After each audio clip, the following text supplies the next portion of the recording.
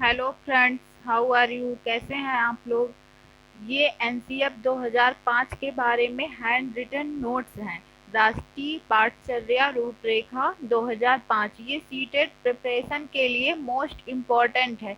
आपकी पेडागोगी से 40 से 50% भाग एनसीएफ से उठाया जाता है।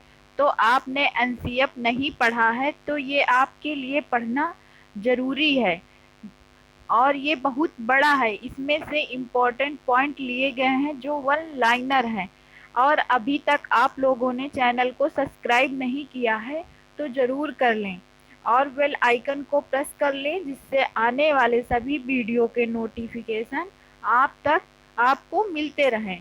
तो आइए स्टार्ट करते हैं आज का टॉपिक एनसीएफ 2005। तो एनसीएफ का फुल फॉर्म क्या होता है?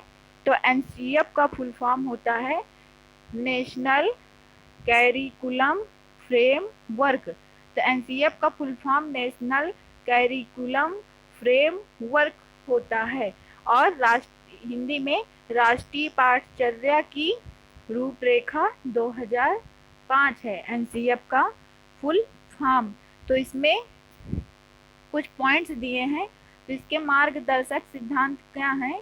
तो इसके मार्गदर्शक सिद्धांत है ज्ञान को स्कूल के बाहर के जीवन से जोड़ना, जो कि पेडागोगी में ऑप्शन में ऐसे हूबहू मिल जाता है ऑप्शन में कि ज्ञान को वास्तविक जीवन से जोड़ना, बाहर जीवन से जोड़ना, तो वो ऑप्शन ही सही होता है। तो ज्ञान को स्कूल के बाहर से जोड़ना।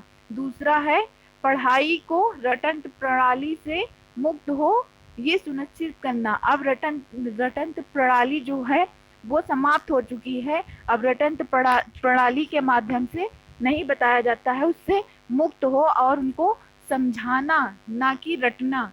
तो ये सुनिश्चित करना ये एनसीएफ 2005 में दिया हुआ है।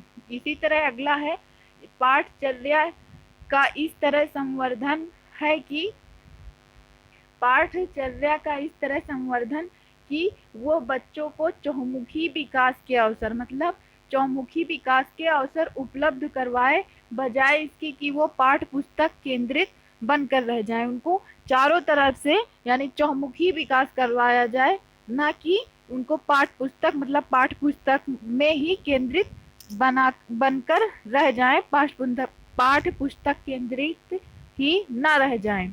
तो अगला पॉइंट है परीक्षा को अपेक्षाकृत अधिक लचीला बनाना। परीक्षा जो है उसको अपेक्षाकृत अधिक लचीला बनाना और कक्षा की गतिविधियों से जोड़ना। परीक्षा को लचीला बनाना और जो क्लास की एक्टिविटी है उनसे जोड़ना।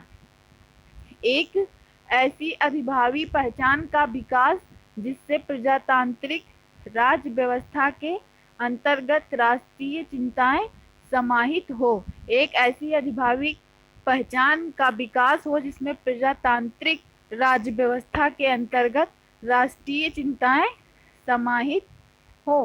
अगला है सीखना और ज्ञान। तो सीखना और ज्ञान क्या है?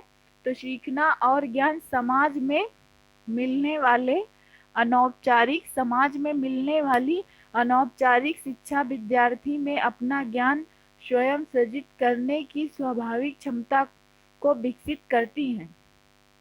नेक्स्ट पॉइंट क्या है? तो नेक्स्ट पॉइंट है बाल केंद्रित शिक्षा शास्त्र का अर्थ है।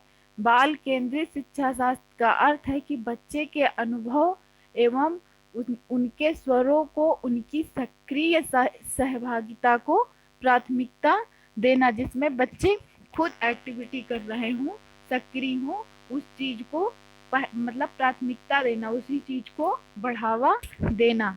और नेक्स्ट पॉइंट है हमारे स्कूल के शैक्षिक अभ्यास, सीखने के कार्य और विद्यार्थियों के लिए बनाई गई पाठ्य पुस्तकें उनके समाजीकरण और उनके सीखने में ग्रहणशीलता के गुण पर केंद्रित होते हैं। नेक्स्ट पॉइंट है गुण पर केंद्रित होते हैं, जबकि हमें उनकी सक्रियता व रचनात्मक सामर्थ्य को प्रोत्साहित और संवर्धित करना चाहिए। तो क्या है कि हमारे स्कूल की शैक्षिक अभ्यास जो है, सीखने के कार्य और विद्यार्थियों के लिए बनाई गई पाठ्य पुस्तकें उनके सामाजिकरण और उनके सीखने की ग्रहणशीलता गुण पर केंद्रित होते हैं, जबकि हमें उनकी उनकी जो एक्टिविटी है, उनकी जो रचनात्मक सामर्थ्य है, उसको पोषित और संवर्धित मतलब बढ़ावा देना चाहिए। सभी बच्चों का स्वास्थ्य शारीरिक विकास इस सभी बच्चों का स्वस्थ शारीरिक विकास और सभी प्रकार के विकास की पहली शर्त है। सबसे पहली शर्त क्या है? उनका स्वस्थ शारीरिक विकास हो, ये सभी प्रकार की विकास की पहली शर्त है। नेक्स्ट पॉइंट क्या है?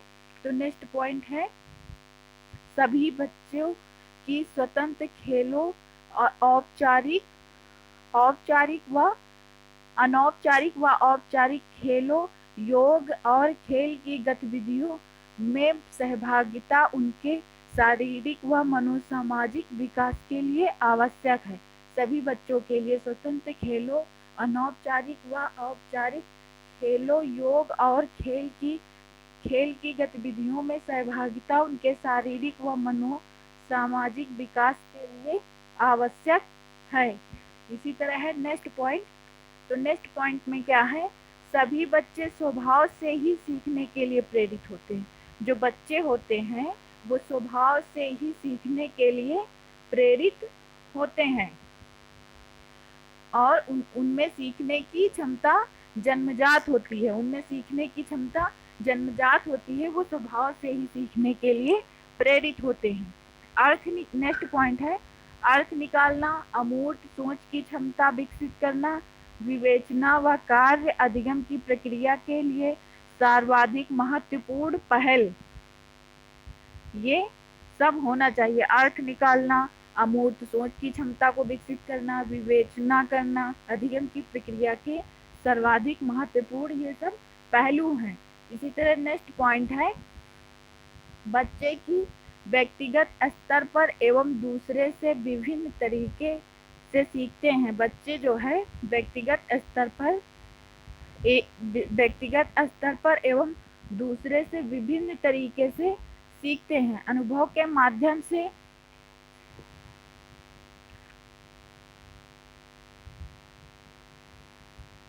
बच्चे व्यक्तिगत स्तर पर एवं दूसरों से विभिन्न तरीकों से सीखते हैं।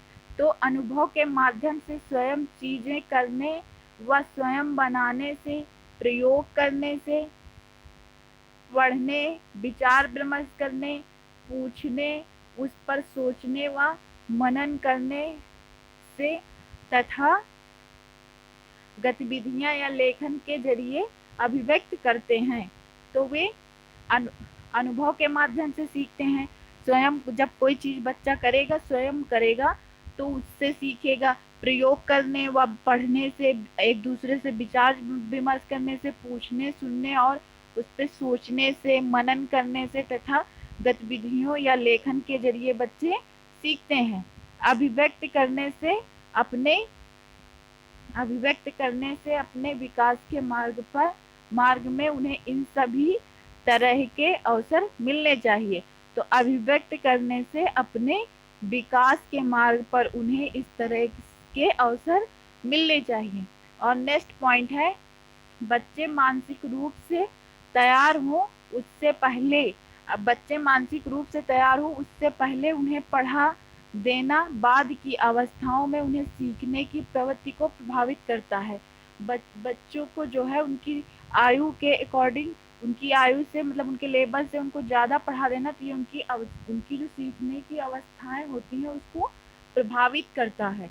तो उन्हें बहुत से तथ्य याद तो रह सकते हैं, उनको जो है बहुत से तथ्य याद तो रह सकते हैं, परंतु संभव है कि वे ना तो उन्हें समझ पाए और ना ही उन्हें अपने आसपास की दुनिया से जोड़ पाए। तो वे उन्हें समझ नहीं पाते हैं और आसपास की दुनिया से जोड़ नहीं पाते हैं। तो इसीलिए उनको उनके लेवल से ही पढ़ाना चाहिए। तो नेक्स्ट पॉइंट है स्कूल के भीतर व बाहर दोनों जगहों पर स्कूल के भीतर व बाहर दोनों जगहों पर सीखने की प्रक्रिया चलती रहती है। बच्चों के सीखने की प्रक्रिया स्कूल में, घर में, सब जगह चलती रहती है। इन दोनों जगहों में यदि संबंध रहे तो सीखने की प्रक्रिया की पुष्टि होती है। दोनों जगहों में यदि संबंध रहे तो सीखने की प्रक्रिया पुष्टि होती है। किशोरावस्था अस्मिता के विकास की महत्वपूर्ण अवस्था है। तो किशोरावस्था अस्मिता के विकास की महत्वपूर्ण अवस्था है। तो ऑप्शन में रहता है अस्मिता का संबंध किससे है, या अस्मिता विकास के लिए किससे संबंधित है, तो किशोरावस्था से है। तो इसी तरह है नेक्स्ट पॉइंट, आसपास के वातावरण, प्रकृति, चीजों व लोगों से कार्य व भाषा दोनों के माध्यम के अंतःक्रिया करना सीखने की प्रक्रिया का अभिन्न अंग है। आसपास के वातावरण, प्रकृति, चीजों व लोगों को कार्य व भाषा दोनों के माध्यम से अंतःक्रिया करना सीखने की प्रक्रिया के अभिन्न अंग है। बच्चे जो आसपास का वातावरण होता है, प्रकृति चीजें जो होती हैं, वह लोगों के कार्य व भाषा दोनों के माध्यम से अंतःक्रिया करके ही सीखने के बच्चों के अभिन्न अंग होते हैं। नेक्स्ट है, तो आज के वीडियो में यहीं तक। उम्मीद करते हैं आपको वीडियो पसंद आया हो। अगर पसंद आया हो तो लाइक कर दीजिए और चैनल को सब्सक्राइब कर लीजिए। बेल आइकन को प्रेस करना मत भूलिएगा। Thank you. Thanks for watching.